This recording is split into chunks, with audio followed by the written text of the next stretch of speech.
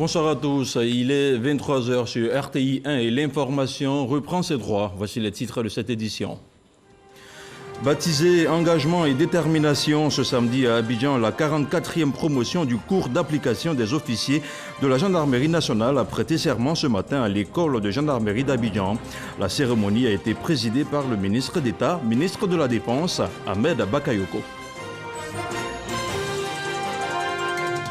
Les conventions éclatées du PDCI RDA ont démarré ce samedi et se poursuivront jusqu'à dimanche.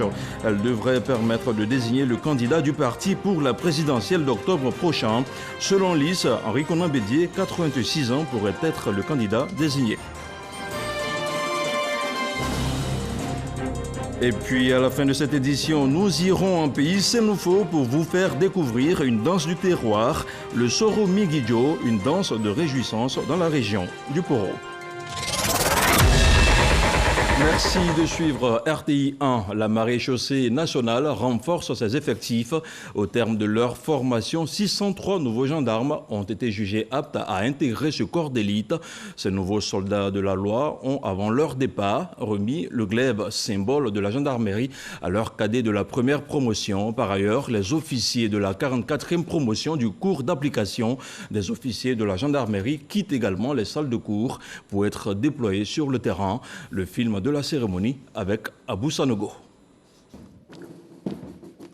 Ces 27 officiers de la 44e promotion du cours d'application des officiers de la gendarmerie nationale ont pendant une année académique entamé l'apprentissage du dur mais passionnant métier d'officier de gendarmerie. Originaires de la Côte d'Ivoire, de l'Afrique de l'Ouest et de l'Afrique centrale, ils viennent d'achever leurs années d'études. Mais avant leur déploiement sur le terrain, ils doivent passer par les étapes de baptême, de prestation de serment et d'attribution d'un parrain. Et c'est ce qu'a fait le ministre d'État, ministre de la Défense Ahmed Bakayoko, représentant le président de la République Alassane Ouattara.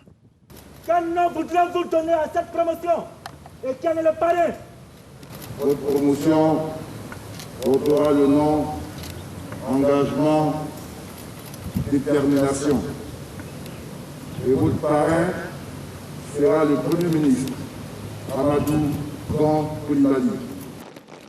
Ces 603 élèves sous-officiers de deuxième année, dont 30 jeunes filles, sont au thème de leurs années de formation militaire et professionnelle, basées sur les rudiments nécessaires pour veiller à la sûreté publique, au maintien de l'ordre et à l'exécution des lois.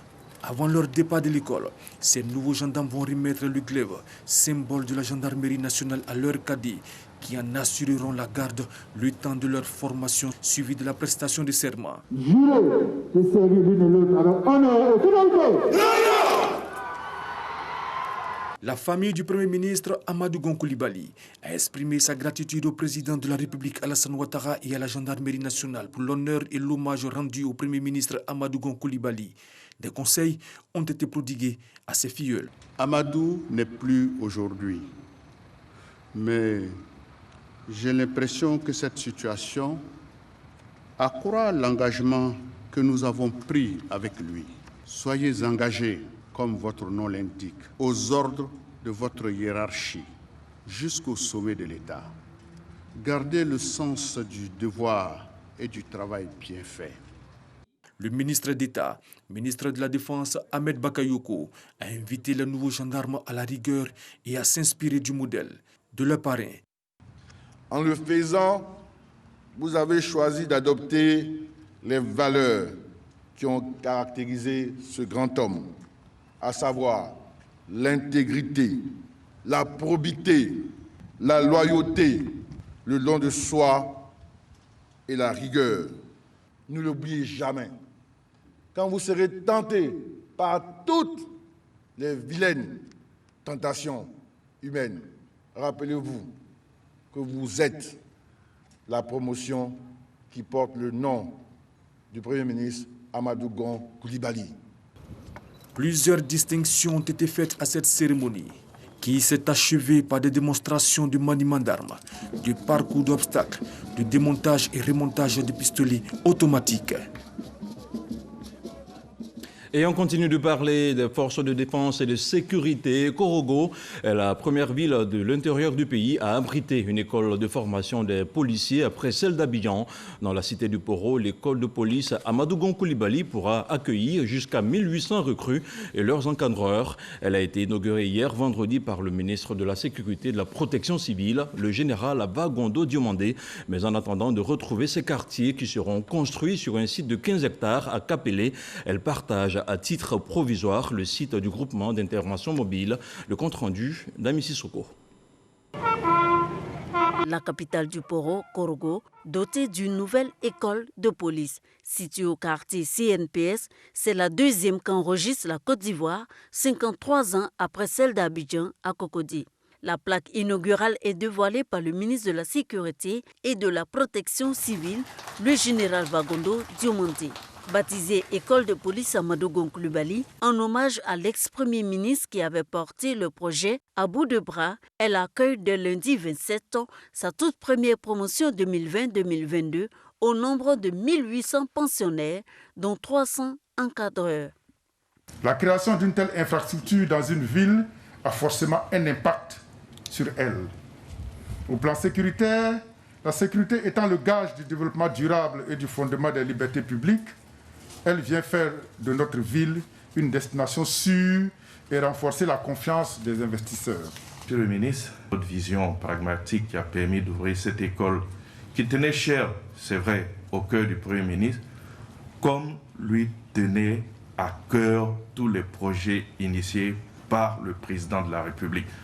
Et je voudrais prier pour que, à l'image de cette école, dont l'aboutissement arrive, bien qu'il ne soit plus là, que tous les projets du chef de l'État qu'il a initiés puissent aboutir de la même façon.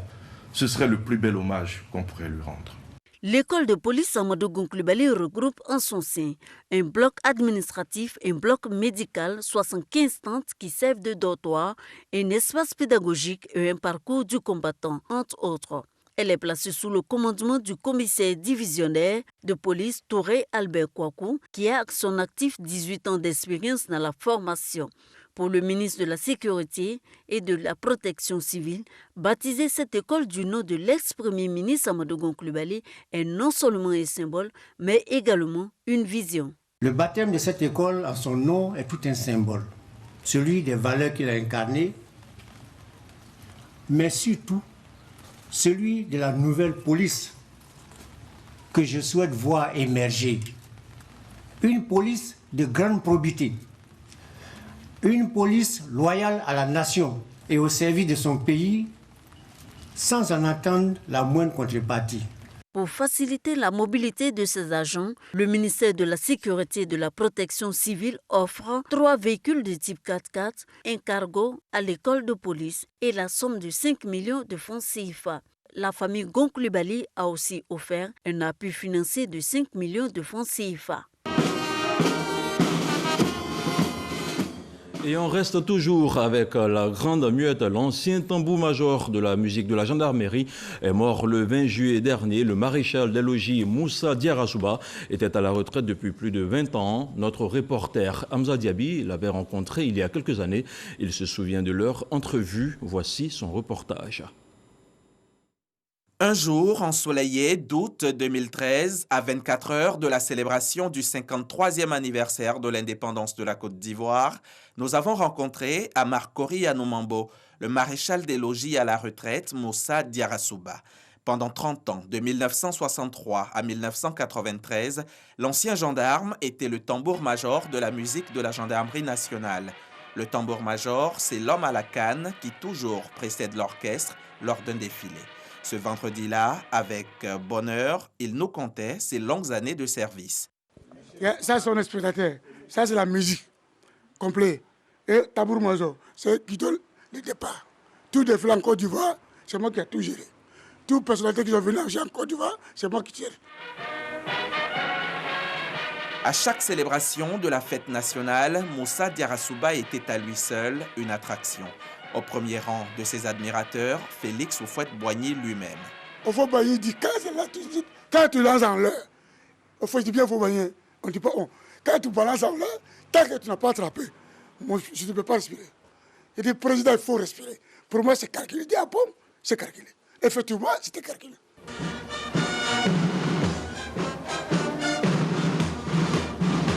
Et pour lui témoigner la gratitude de l'État, le 20 novembre 2017, Moussa Diarra-Souba est fait chevalier dans l'Ordre du Mérite national par la grande chancelière Henriette Dagri-Diabaté. Le maréchal des logis tire sa révérence ce 20 juillet à l'âge de 82 ans, laissant derrière lui une famille nombreuse, une quarantaine d'enfants, de petits-enfants et d'arrière-petits-enfants. Parmi eux, 300 gendarmes, dont un tambour-major. Autre chose à présent, la maladie à coronavirus continue de sévir dans notre pays et les autorités continuent également d'appeler la population à la responsabilité.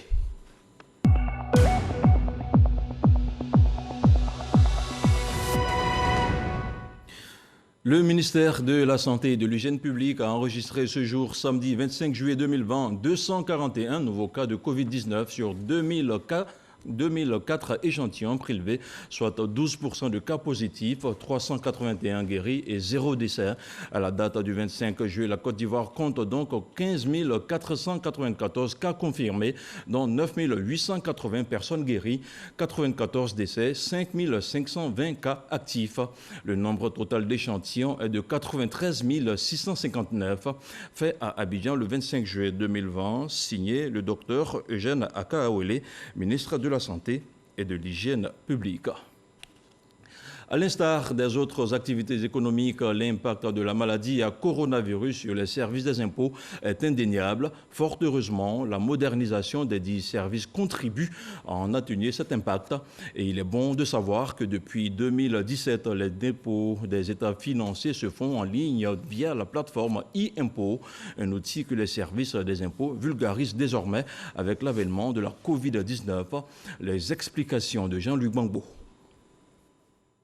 C'est en 2017 que la Direction générale des impôts a initié le système des dépôts des états financiers en ligne. Une initiative qui permet désormais aux contribuables de transmettre sans avoir à se déplacer toutes les informations financières liées à leurs entreprises au service des impôts. Un système qui vaut aujourd'hui son pesant d'or dans cette période de coronavirus où les déplacements sont réduits au strict nécessaire. La maladie à coronavirus ne nous bloque pas dans notre obligation et dans notre devoir de dépôt de production des états financiers et de dépôt de ces états financiers-là. Parce que même si je suis à Mama ou à Korogo, où il suffit seulement d'avoir quoi? Un outil, qui est l'ordinateur, une connexion à Internet, et puis le jeu est fait. Cet expert comptable est un utilisateur de la plateforme e-impôt. Il se réjouit non seulement de la sécurité sanitaire, mais également du gain de temps que cette solution lui permet de réaliser. On n'a plus besoin de se déplacer, de batailler pour prendre les transports, aller se faire au niveau des services des impôts pour souscrire nos impôts, avec tout ce qu'on peut avoir là-bas comme des agréments et autres, on n'a plus besoin de ça. En attendant sa totale adoption par les contribuables, les services des impôts continuent de recevoir les dépôts des états financiers en version papier. Les contribuables sont quant à eux formés à l'utilisation de cette solution. Les contribuables prennent leur temps, alors que justement les délais arrivent très rapidement à échéance. En ce qui concerne la CIS 2018, les contribuables ont jusqu'au 31 juillet pour effectuer leur dépôt.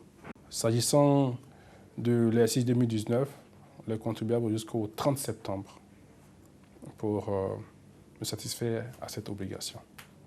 Seulement une centaine de dépôts des états financiers effectués.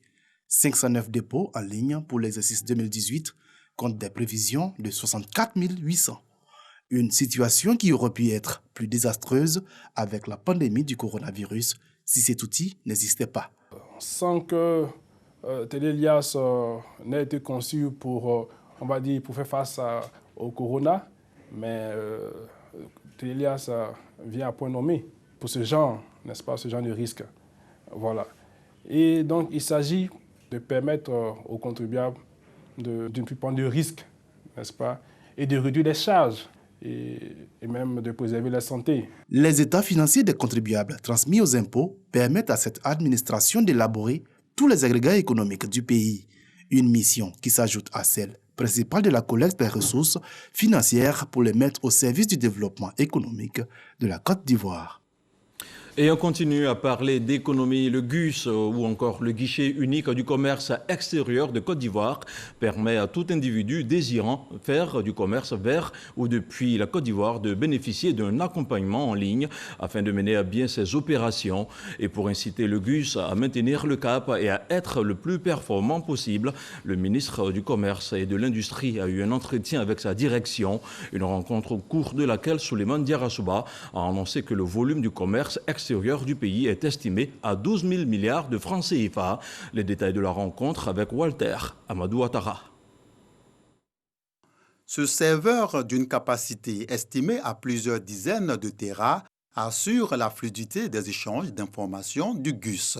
Le GUS, c'est le guichet unique du commerce extérieur de Côte d'Ivoire. Mise en place en juillet 2013, cette plateforme regroupe toutes les informations relatives au commerce extérieur en tant que portail de transactions unique. Le guichet unique du commerce extérieur est une plateforme électronique totalement dématérialisée, donc qui permet aujourd'hui à l'opérateur économique, pour toutes ces procédures, depuis donc l'autorisation qui est donnée par le ministère du Commerce pour importer en Côte d'Ivoire, jusqu'à la liquidation de la déclaration en douane, de pouvoir travailler sans se déplacer. Au niveau des autorisations et engagements de change pour les transferts, payer les vendeurs qui sont à l'extérieur. Donc tout ce système fonctionne, y compris avec le port et la douane. Sous la houlette du Premier ministre Amadou Gon Coulibaly, le guichet unique du commerce extérieur est devenu une entreprise d'État. Pour faire honneur à la mémoire de ce grand serviteur de la Côte d'Ivoire moderne, le ministre Souleymane Diarra-Souba exhorte la direction du GUS à faire en sorte que cette plateforme maintienne le cap de sa croissance, mieux œuvrer pour la rendre davantage performante. Nous attendons beaucoup de cette entité qui est la société GUS Côte d'Ivoire.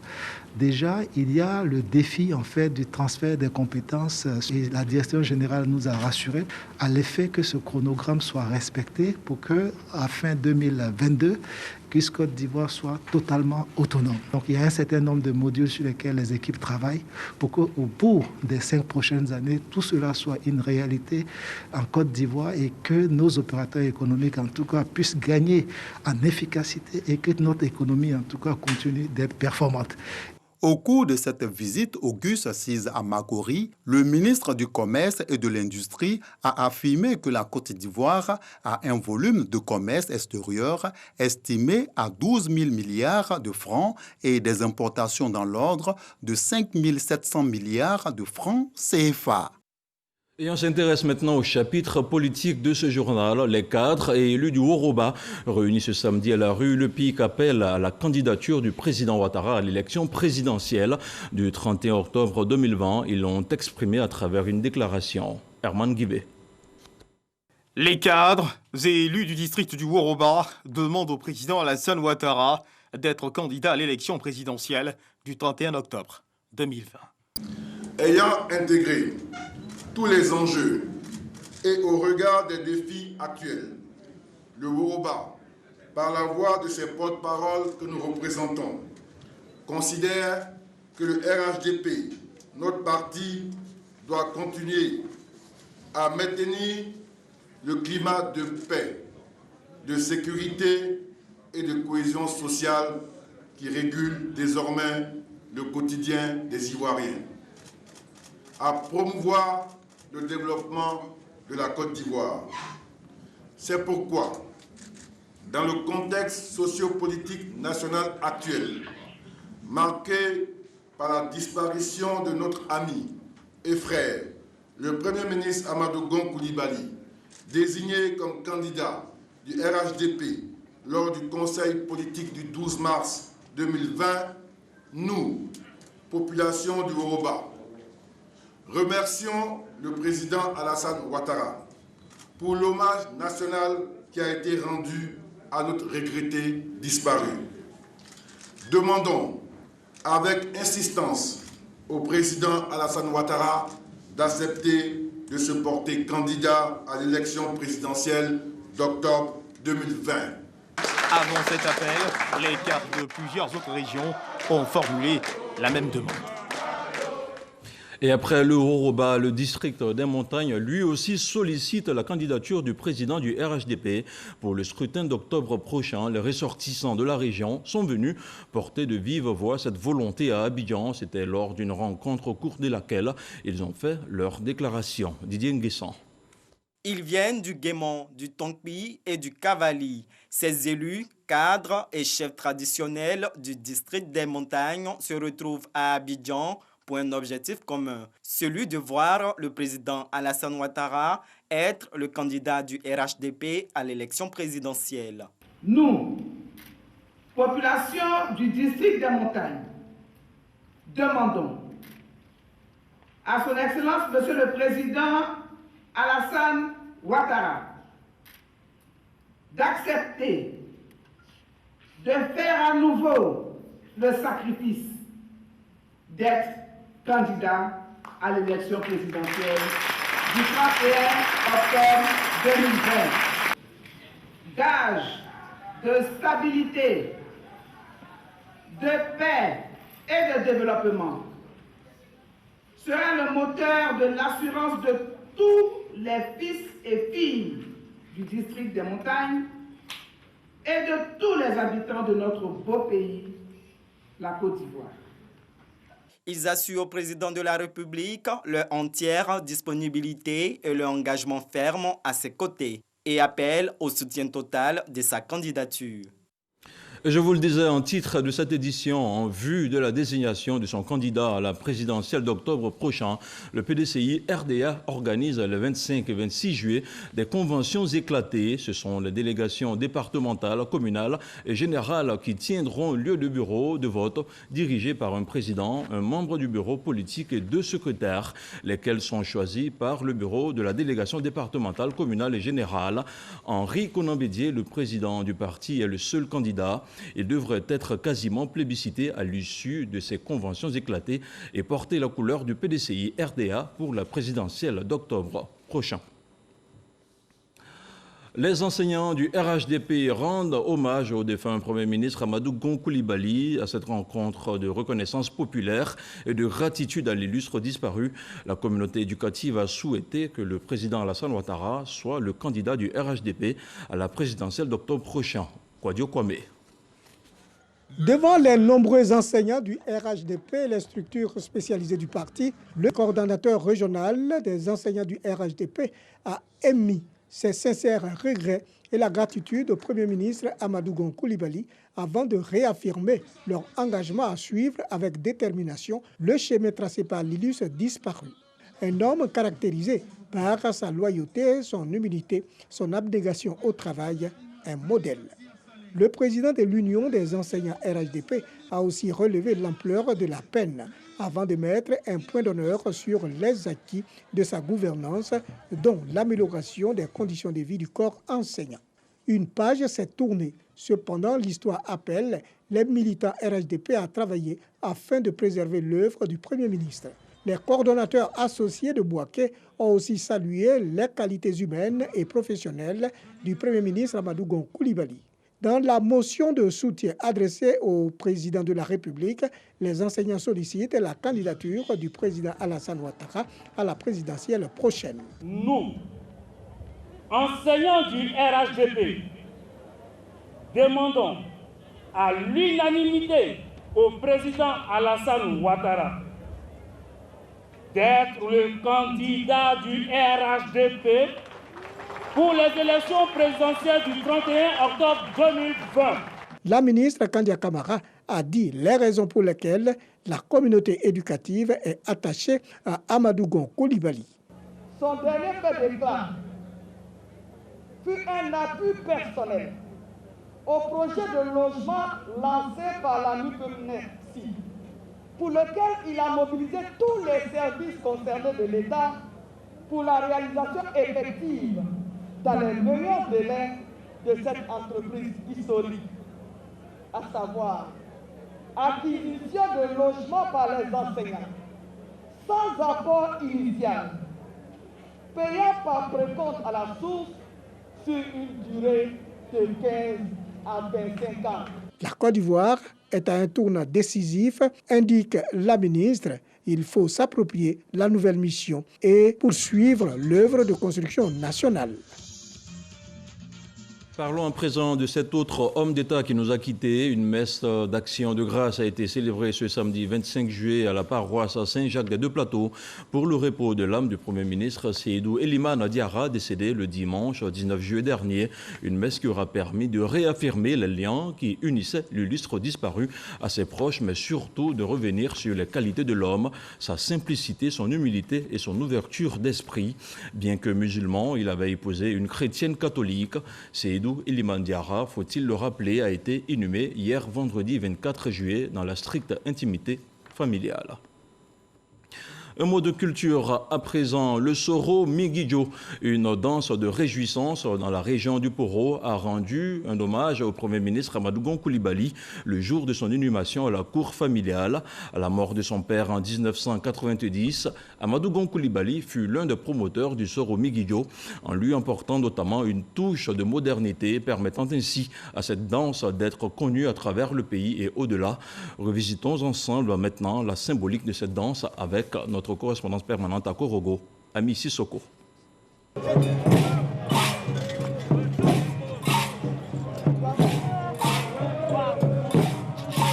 Le cliquetis des grelots comme pour conjurer le sort. Sur la tête, des fétiches en main, des lances. Scène caractéristique à chaque grand événement ici à Korogo. Voici le Soro Migidjo.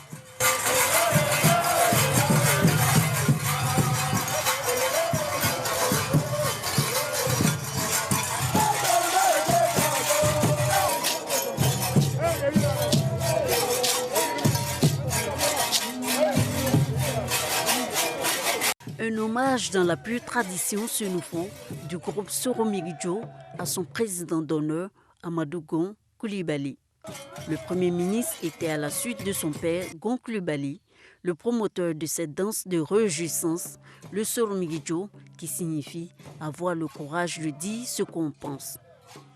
L'homme était férue de cette danse dont les chansons sont des paroles fortes et élogieuses.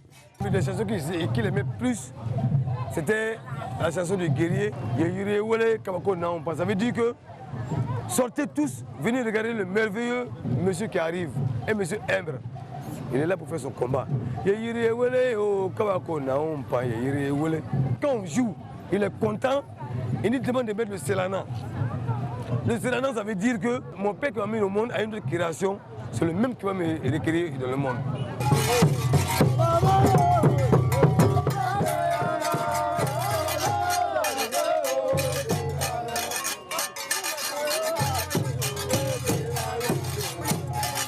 Cette danse a fait du chemin depuis sa création en 1979 à Korogo, dans le Poro. Appelé au départ le Kapachan, du nom du club de football Kapachan Sport, parrainé par le père d'Amadou Gon Coulibaly. Progressivement, il se sacralise et prend le nom Soro Migidjo. Le Soro Migidjo se danse à toutes les occasions.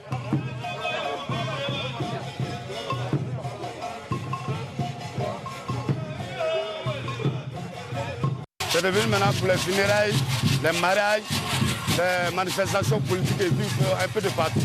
Il y a plusieurs rythmes. Il peut être chaud comme il peut être froid. La danse Soro Migidjo commence par un rythme lent. Progressivement, les danseurs avancent. Des pas lents qui signifient en pays Sénoufo que lentement et sûrement, on arrive à ses fins.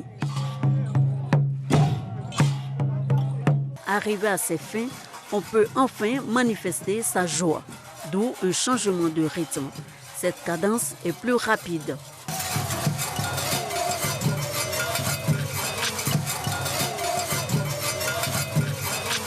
Toutes les chansons que vous avez entendues sont des chansons de moralisation, des chansons qui encouragent à tuer en soi le mépris de l'autre, des chansons qui encouragent à porter fièrement l'étendard de la famille dont on est issu, des chansons qui encouragent à l'altruisme, des chansons qui encouragent à la générosité. Tout le monde s'y retrouve. C'est pour ça que vous avez vu tant de monde autour de la danse. Quant aux fétiches portés par les membres du club, ils jouent plusieurs rôles. Celui de la protection des invités, des danseurs et de la scène en vue du bon déroulement de la cérémonie. Le rôle également de guérison, de solution aux problèmes sociaux, mais ils sont aussi réputés pour lancer des sorts. Seul Korogo détient la paternité du Soromigidjo, jalousement conservée par les descendants de ses créateurs. Quand vous allez voir ce tam-tam là quelque part, hors de Korogo, si ce n'est pas quitté ici, nous on ne reconnaît pas ça. On n'a même un papier pour ça. Après le décès d'une personne illustre comme le chef du gouvernement Amadou Gon Coulibaly, président d'honneur, le Soromigidjo se range le temps du deuil pour reprendre de plus belle au lendemain des cérémonies religieuses du 40e jour du décès. Ainsi va la Côte d'Ivoire culturelle à travers ce très bel hommage à la mémoire d'Amadou Gon Coulibaly qui nous a quittés. Un lion ne meurt jamais, il se repose. Merci à vous tous qui nous avez suivis. Merci surtout à vous qui nous suivez depuis la Guinée. Bonne suite de programme sur RTI 1. Bonsoir.